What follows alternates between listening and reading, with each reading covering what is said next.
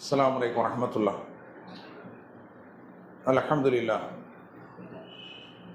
அல்ஹம்துலில்லாஹி ரப்பில் ஆலமீன் வஸ்ஸலாத்து வஸ்ஸலாமு அலா ரசூலில் அமீன் நபீனா முஹம்மத் வ அலா ஆலிஹி வ ஸஹ்பிஹி அஜ்மஈன். அன்பார்ந்த சகோதரர்களே, அல்லாஹ்வுடைய பேரருளால் அவனுடைய அருள் வளமிக்க ரமலானுடைய மாதத்திலே லோகர் தொழுகையை நிறைவேற்றிவிட்டு அவனுடைய வார்த்தைகளை செவியேற்பதற்காக நாம் எல்லாம் இங்கு அமர்ந்திருக்கிறோம். எல்லாம் அல்ல அல்லாஹு ஜல்லஷானு தஆலா நம் அனைவருக்கும் அவனுடைய மார்க்கத்தை புரிந்து அதன்படி நடப்பதற்கு அருள் செய்வானாக.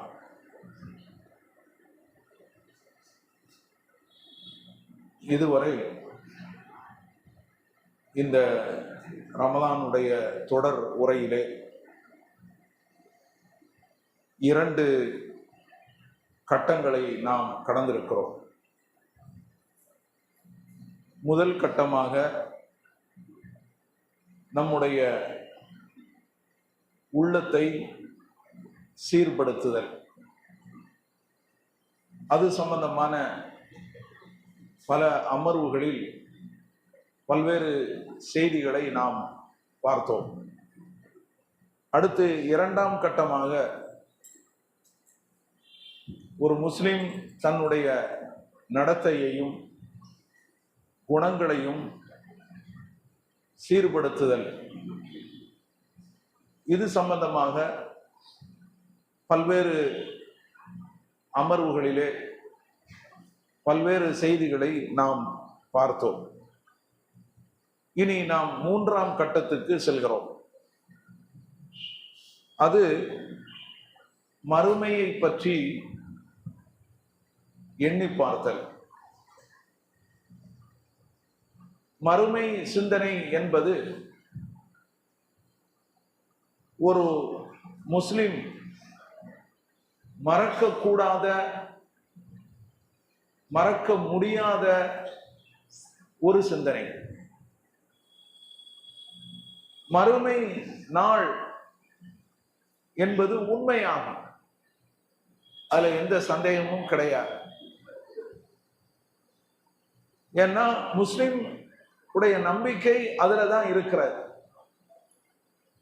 ஒரு முஸ்லிம் அல்லாதவனை விட்டும், ஒரு முஸ்லிம் அல்லாதவர்களை விட்டும்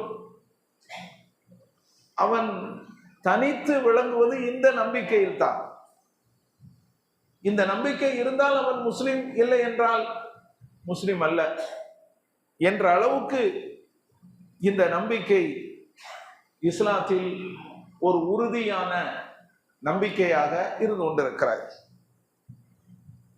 எப்போதும் ஒரு மூமினிடம் இந்த நம்பிக்கை இருந்து கொண்டே இருக்க வேண்டும்.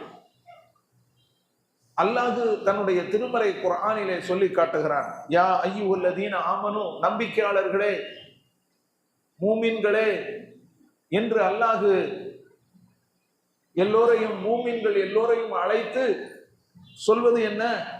ஆமினு பில்லாஹி வ ரசூலிஹி, அல்லாஹ்வையும் அல்லாஹ்வுடைய தூதரையும் நீங்கள் நம்புங்கள் அப்படின்னு சொல்றான். நம்பியவர்களை அழைத்து அல்லாஹ் இப்படி சொல்லுகிறான். எவர்கள் அல்லாஹ்வையும் அவனுடைய தூதரையும் மறுமையும் நம்பி இருக்கிறார்களோ அவர்கள் தான் மூமின்கள். அது நாம எல்லாருக்கும் தெரியும். அல்லாஹ் மூமின்கள் என்று அல்லாஹ் அழைத்து விட்டு நீங்க இதை நம்புங்க அப்படின்னு அல்லாஹ் சொல்றான். என்ன அர்த்தம்? இது எப்போதும் உங்க கூடவே இருக்கணும். இந்த நம்பிக்கை எப்போதும் உங்களுடனேயே பயணித்துக் கொண்டே இருக்க வேண்டும். இந்த நம்பிக்கை இல்லாமல் நீங்கள் வாழவே கூடாது என்பதற்காக சொல்லுகிறார். ஆமினு பில்லாஹி வ ரசூலிஹி, அல்லாஹ்வையும் அவனுடைய தூதரையும் நம்புங்கள். மறுமையை நம்புங்கள் அல்லாஹ் இங்க சொல்லல. மறுமையை நம்புங்கள் என்பது இந்த நம்பிக்கையில உள்ளடங்கிவிடும். அல்லாஹ்வையும் அவனுடைய தூதரையும் நம்பிவிட்டால் மறுமையை நம்பித்தான் ஆக வேண்டும், அதுல எந்த சந்தேகமும் கிடையாது. ஆனால் அதை சொல்ல வேண்டிய அவசியமும் இல்லை. அல்லாஹ்வையும் அவனுடைய தூதரையும் நீங்கள் நம்புங்கள் என்று சொல்லிவிட்டு வல் கிதாபில்லதி நஸ்ஸல அலா ரசூலிஹி, அல்லாஹ் அவனுடைய தூதருக்கு அருளிய அந்த வேதத்தையும் நம்புங்கள். வல் கிதாபில்லதி அன்ஸல மின் கபுல், இதற்கு முன்னர் அல்லாஹ் இறக்கி வைத்த வேதத்தையும் நீங்கள் நம்புங்கள். சொல்லிட்டு அல்லாஹ் சொல்றான், வமை யக்ஃபுரு பில்லாஹ் வல் மலாயிகத்திஹி வ குதுபிஹி வ ருசுலிஹி வல் யௌமில் ஆகிர், யார் அல்லாஹ்வையும் அவனுடைய வானவர்களையும் அவனுடைய வேதங்களையும் அவனுடைய தூதர்களையும் இறுதி நாளையும் நம்ப மறுக்கிறார்களோ ஃபகத் ضل ضلالا بعيدا, அவர்கள் வழிகேட்டிலே மிகவும் தூரமாக அவர்கள் சென்று விட்டார்கள். வழிகேட்டில் அவர்கள் வெகு தூரமாக சென்று விட்டார்கள். 4வது அத்தியாயத்துல 136வது வசனத்துல அல்லாஹ் சொல்லுகிறான். அப்ப இந்த நம்பிக்கை இல்லைன்னு சொன்னா அவனிடத்துல வழிகேடு இருக்கும், குஃப்ர் இருக்கும். குஃப்ர் தான் மிகப்பெரிய வழிகேடு என்று அல்லாஹ் சொல்லி காட்டுகிறான். மற்றொரு வசனத்தில் அல்லாஹ் சொல்கிறான், தாசீன் தில்க ஆயாத்துல் குர்ஆனி வ கிதாபின் முபீன், இவைகள் திருக்குர்ஆன் மற்றும் தெளிவான வேதத்தின் வசனங்கள். இந்த குர்ஆனை பற்றி அல்லாஹ் சொல்லும் போது என்ன சொல்லுகிறான்? இது திருக்குர்ஆனின் வசனங்கள், தெளிவான வேதத்தின் வசனங்கள் என்று சொல்லுகிறான். ஹுதவ் வ புஷ்ரா லில் முஃமினீன், மூமின்களுக்கு இது நேர்வழி காட்டி, மூமின்களுக்கு இது நற்செய்தி என்று சொல்லுகிறான். எந்த மூமின்கள்? அல்லாஹ் விவரித்து சொல்லுகிறான், அல்லதீன யுகீமூன ஸலா வ யூதூன ஸக்கா, அவர் தொழுகையை நிலைநாட்டி ஜகாத்தும் கொடுத்து வருவார்கள். அது மட்டுமல்ல, வஹும் பில் ஆகிரத்தி ஹும் யூகினூன், அவர்கள் மறுமையையும் உறுதியாக நம்புவார்கள் அப்படிங்கிறான். மூமின்கள்லாம் யாரு? வெறுமே தொழுதுட்டு போறவங்க இல்ல, ஜகாத்து கொடுக்கிறவங்க இல்ல, இந்த மறுமையை உறுதியாக நம்பக்கூடியவர்கள், அவங்கதான் மூமின்கள் என்று அல்லாஹ் சொல்லுகிறான். சூரத்து நமல் 27வது அத்தியாயத்தில் 1 முதல் 3 வரையிலான வசனங்கள் அல்லாஹ் இதை சொல்லி காட்டுகிறான். ஆக இந்த நம்பிக்கை என்பது ஒரு மூமின் கூடவே எப்போதும் இருந்து கொண்டே இருக்க வேண்டும் என்பது இந்த வசனங்களில் இருந்து நமக்கு தெரிய வருகிறது. அடுத்து, ஒரு மூமின் மறுமையை நம்பிக்கை கொண்டுதான், மறுமையினுடைய சிந்தனையோடு தான் அவன் வாழ வேண்டும். ஒரு மூமினுடைய வாழ்க்கை எப்படி இருக்கணும்? அவனுடைய வாழ்க்கை பயணம் எப்படி இருக்கணும்? மறுமையை சிந்தித்துக் கொண்டே அவனுடைய வாழ்க்கை பயணம் இருக்க வேண்டும். எப்போதும் அவனோட மறுமை சிந்தனை அவனுடைய வாழ்க்கையில கூடவே வரணும். ஏன்னா ஒரு உண்மையான முஸ்லிம் இந்த உலகத்தை மட்டும் அவன் சிந்திச்சு பார்க்க மாட்டான். ஒரு உண்மையான முஸ்லிம் மறுமையை சிந்தித்து வாழ்பவன் தான் உண்மையான முஸ்லிம். அதனாலதான் நபிகள் நாயகம் ஸல்லல்லாஹு அலைஹி வஸல்லம் அவர்கள் சொல்றாங்க, அக்ஸிரு ஸிக்ர ஹாதிமில் லத்தாத், இன்பங்களை முறிக்கக்கூடிய, அதாவது மரணத்தை, இன்பங்களை முறிக்கக்கூடிய மரணத்தை நீங்கள் அதிகம் அதிகம் நினைவு கூறுங்கள் அப்படின்னு நபிகள் நாயகம் ஸல்லல்லாஹு அலைஹி வஸல்லம் சொல்றாங்க. திர்மிதியில் இந்த ஹதீஸ் பதிவு செய்யப்பட்டிருக்கிறார். நபி ஸல்லல்லாஹு அலைஹி வஸல்லம் அவர்கள் என்ன சொல்றாங்க? நீங்க மறுமையை அதிகம் அதிகம் நினைவு கூறுங்க, அதாவது மௌத்தை நினைவு கூறுங்க. இன்பங்களை முறிக்கக்கூடியதுன்னா மௌத், மரணம். மரணத்தை நீங்க நினைவு கூறுங்க. ஏன்னா ஒரு மனிதன் மரணித்து விட்டால் என்று சொன்னால் நீ உலகத்தினுடைய இன்பங்கள் எல்லாம் அவனுக்கு அறுந்து போயிடும். இந்த உலகத்துல அவன் அனுபவிச்செல்லாம் நின்றும். அதனால மரணத்துக்கு ஹாதிமில் லத்தாத், இன்பங்களை முறிக்கக்கூடியவை, இன்பங்களை முறிக்கக்கூடியது அப்படின்னு அரபில சொல்லப்படுகிறது. இதை அடிக்கடி நினைவு கூற சொல்றாங்க நபிகள் நாயகம் ஸல்லல்லாஹு அலைஹி வஸல்லம். ஏன்? மரணத்தை நினைவு கூறுவதனால அகங்காரம் குறையும், பாவங்கள் குறையும், நன்மைகள் அதிகரிக்கும். மரணத்தை நினைவு கூறுவதனால நபிகள் நாயகம் ஸல்லல்லாஹு அலைஹி வஸல்லம் அவர்கள் ஒரு முறை இப்னு உமர், அப்துல்லா பின் உமர் ரலியல்லாஹு அன்ஹு அவர்களுடைய தோளை பிடித்து கொண்டு ஒரு அறிவுரையை சொல்றாங்க. குன் ஃபித் துன்யா கஅன்னக கரீப், இந்த உலகத்துல நீ அந்நியனை போல இரு. அவ் ஆபிரு சபீல், ஒரு வழிபோக்கனை போல இரு.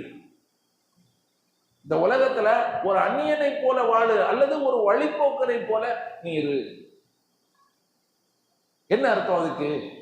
நபி ஸல்லல்லாஹு அலைஹி வஸல்லம் சொன்னாங்க, சஹீஹுல் புகாரியில் இந்த செய்தி பதிவு செய்யப்பட்டிருக்கிறார். இந்த உலகம் நமக்கு சொந்தமானது கிடையாது, இது நமக்கு அந்நியமானது. எப்ப வேண்டுமானாலும் நாம இதை விட்டுட்டு போயிடலாம். அதுக்கு பேர் தானே அந்நியம். நம்ம வீடுன்னா நாம எப்போதும் அந்த வீட்டில் உட்கார்ந்துக்கிட்டே இருப்போம். அடுத்த வீடுன்னா எப்போது உட்கார முடியுமா? 2 நாள் 3 நாளைக்கு இருப்போம், அதை விட்டுட்டு போய்கிட்டே இருப்போம். இது மாதிரி இந்த உலகத்துல நீ அந்நியனை போல இரு அல்லது ஒரு வழிபோக்கனை போல நீ வாழு. என்ன அர்த்தம்? வழிபோக்கன் என்ன செய்வான்? ஏதாவது ஒரு நிழல் தரக்கூடிய மரம் கிடைச்சதுன்னா கொஞ்ச நேரம் அதில் தங்கி இருந்துட்டு ஓய்வு எடுத்துட்டு பயணத்தை தொடர்ந்து போய்கிட்டே இருக்கும். எங்கேயுமே நிரந்தரமாக தங்க மாட்டான். அதான் வழிபோக்கன். அவனுக்கு நிரந்தரமான வீடு கிடையாது. ஏதோ ஒரு இடம் வந்துதா, ஒரு நல்ல நிழல் பாங்கான இடம் கிடைச்சதா, உட்காருவான், ரெஸ்ட் எடுப்பான், போய்கிட்டே இருக்கும். இப்படி நீ இந்த உலகத்தை பயன்படுத்திக்கோ என்று நபிகள் நாயகம் ஸல்லல்லாஹு அலைஹி வஸல்லம் சொல்றாங்க. இதை கேட்டுவிட்டு அப்துல்லா பின் உமர் ரலியல்லாஹு அன்ஹு அவர்கள் சொல்றாங்க, மக்களுக்கு சொல்றாங்க, இதா அம்சைத ஃபலா தந்தரி சபா. உங்களுக்கு நீங்கள் மாலையை அடைந்து விட்டீர்கள் என்று சொன்னால் காலையை எதிர்பார்க்காதீங்க. காலையை அடைந்து விட்டீர்கள் என்று சொன்னால் மாலையை எதிர்பார்க்காதீங்க. எனவே உங்களுடைய நோய் வருவதற்கு முன்னால் உங்களுடைய ஆரோக்கியத்தை பேணிக் கொள்ளுங்கள். மரணம் வருவதற்கு முன்னால் உங்களுக்கு கிடைத்த இந்த வாழ்க்கையை நீங்கள் பேணிக் கொள்ளுங்கள் அப்படின்னு சொல்லி அப்துல்லா பின் உமர் ரலியல்லாஹு அன்ஹு அவங்க சொல்லுவாங்க.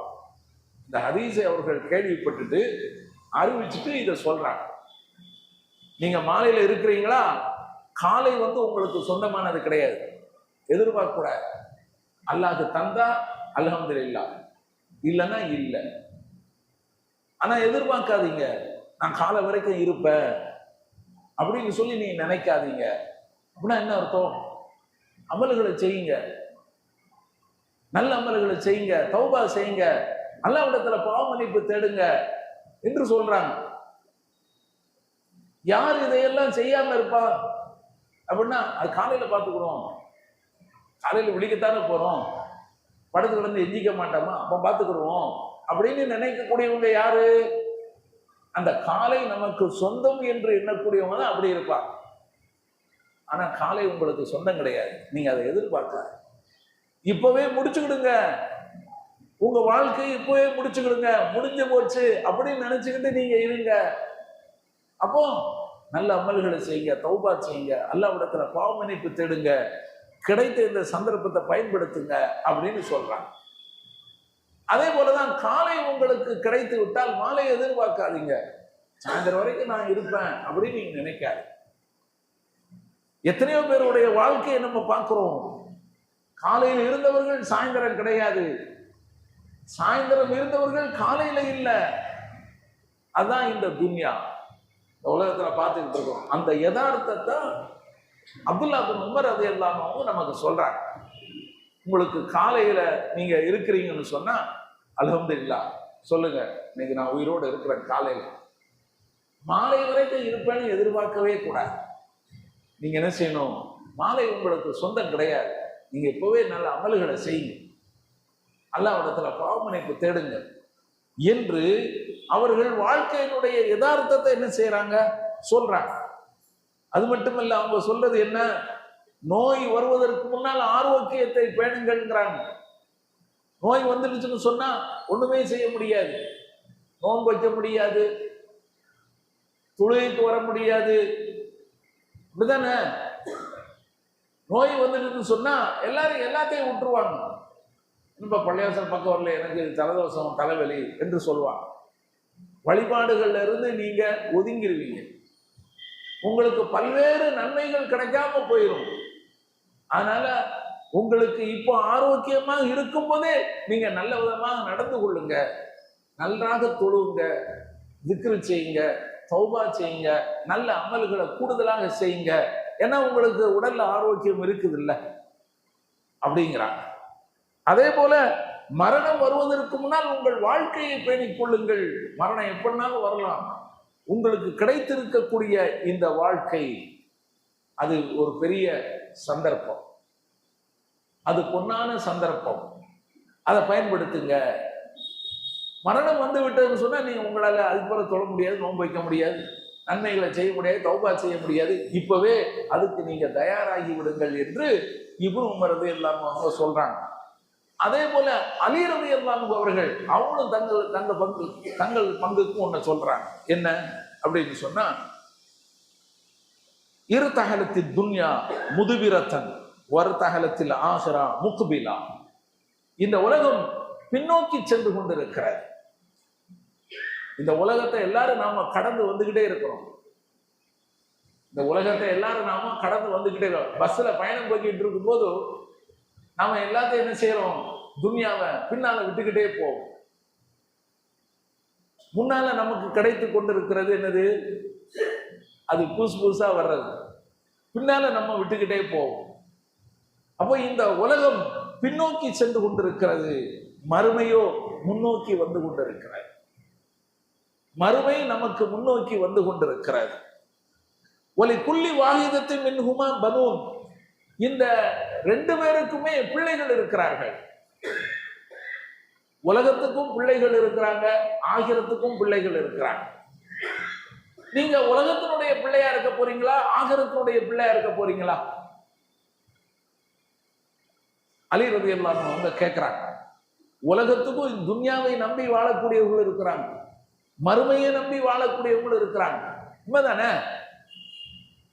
அவங்களுக்கு துன்யா மட்டும்தான் போதும். இந்த துன்யா நமக்கு கிடைச்சா அதே பெரிய விஷயம், இருக்கிற வரைக்கும் நல்லா அனுபவிச்சுட்டு இப்போ போக வேண்டியதானே என்று எண்ணக்கூடியவர்கள் இருக்கிறார்கள். இவர்கள் எல்லாம் துன்யாவுடைய பிள்ளைகள். மறுமை என்று ஒன்று இருக்கிறது, அதற்காக நாம் வாழ வேண்டும், பயப்பட வேண்டும் என்று நினைக்கக்கூடியவர்கள் இருக்கிறார்கள். அவர்கள் எல்லாம் இந்த உலகத்தை அற்பமாக நினைக்கக்கூடியவர்கள். இந்த உலகத்தை அது நிரந்தரமானது கிடையாது என்று நினைக்கக்கூடியவர்கள். அப்ப அவங்கெல்லாம் என்ன செய்வாங்க? அவங்களெல்லாம் மறுமையை எண்ணி வாழக்கூடிய மறுமை பிள்ளைகள்.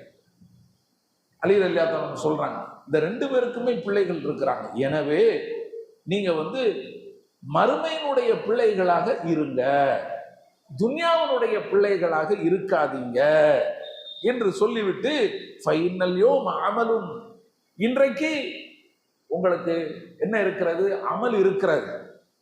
ஆனா வலா ஹிசாப், கேள்வி கணக்கு உண்டா, கிடையாது. இன்னைக்கு நீங்க அமல் செய்வீங்க, தொழுவீங்க, நோன்பு வைப்பீங்க, என்ன வேணாலும் பண்றீங்க. இந்த துன்யாவில் நீங்க என்ன வேணாலும் பண்ணிக்கிட்டு இருங்க, யாரு கேட்கிறா? ஒருத்தரும் கேட்க மாட்டாங்க. அதனால தானே நீங்க ஒவ்வொன்றா செஞ்சுக்கிட்டு இருக்கீங்க, உங்க இஷ்டத்துக்கு நீங்க ஆடிக்கிட்டு இருக்கிறீங்க. இங்க நம்மளை கேட்கிறவங்க யார் இருக்கிறா அப்படின்னு அவங்க சொல்றாங்க. ஆனா வகதன் நாளை ஹிசாபும், கேள்வி கணக்கு இருக்கிறது. வலா அமலும், ஆனா அமல் கிடையாது. நாளை மறுமை என்று வந்துவிட்டால் அங்கே கேள்வி கணக்கு உண்டு, அங்கே அமல்கள் கிடையாது. எனவே இன்னைக்கு நீங்க என்ன செய்யணும், நாளையை எண்ணி அமல் செய்ய வேண்டும் என்பதை அலி ரலியல்லாஹு அன்ஹு அவர்கள் நமக்கு உணர்த்துறாங்க. எனவே இன்னும் பல செய்திகள் இதுல இருக்குது. இன்ஷா அல்லாஹ் அடுத்த அமர்வுல நாம பேசுவோம். வாஹிர் தவானா அல்ஹம்துலில்லாஹி ரப்பில் ஆலமீன். அஸ்ஸலாமு அலைக்கும் வரஹ்மத்துல்லாஹி வபரகாத்துஹு.